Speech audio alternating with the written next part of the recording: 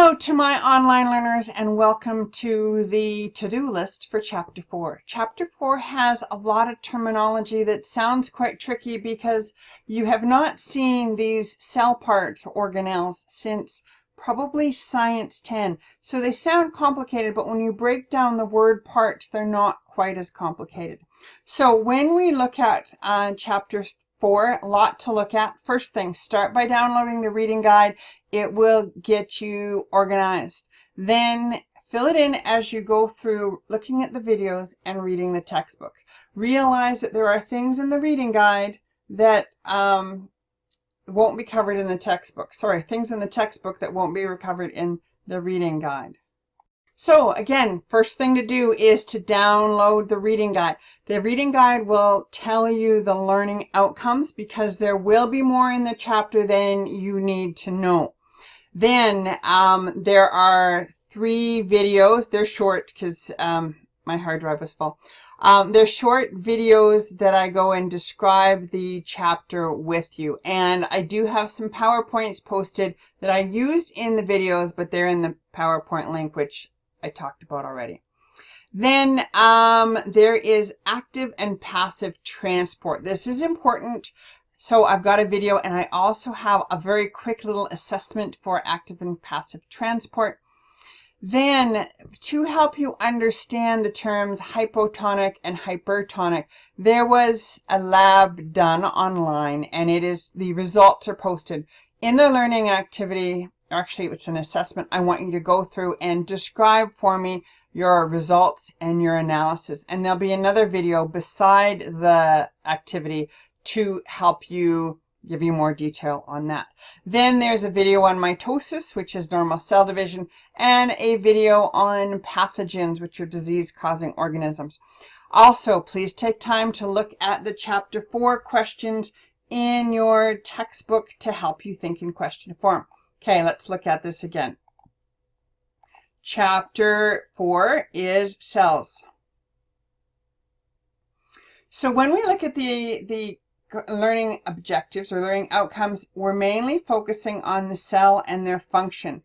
Briefly understand what's going on in the cellular mitosis, but do not get hooked up on the stages and the terminology. Basically, what do you start with? Generally, what happens? What do you end up with? Passive and active transport, I want you to pay a lot of attention to in terms of what's going on there. And then briefly be able to compare, which is what are the same, and contrast the difference between bacteria, viruses, fungi, and protozoan. And then that will help you understand a little bit now, but when we get into disease, why things like antibiotics can kill bacteria but are no good at killing viruses. Okay?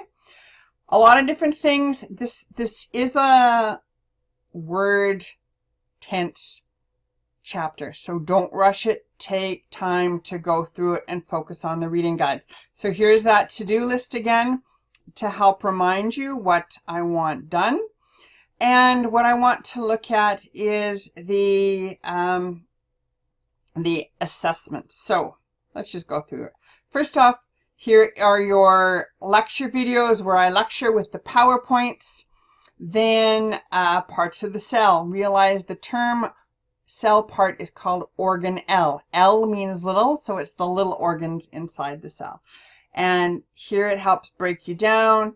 And here's a little bit more on, this one's a little confusing, but it helps you.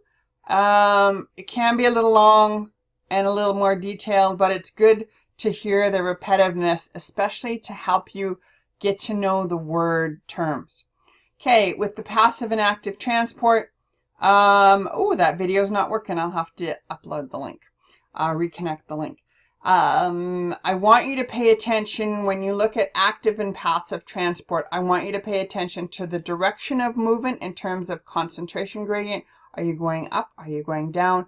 Are you taking in energy or giving off energy or using energy? And also, what are examples of passive and active transport? Quick little activity. and then mitosis. With mitosis, again, I want you to pay attention to the overall result without getting hung up with all the phases and all the stages. Basically, what's happening. And then we're going to talk about pathogens and what are they and what do they spread. And these are a little longer, but it'll give you an idea. So pay attention to the videos, but also pay attention to the level I want at the reading guide. Some of this goes into more detail that we will build on in INTP next term. Okay, so that's chapter 4. Enjoy.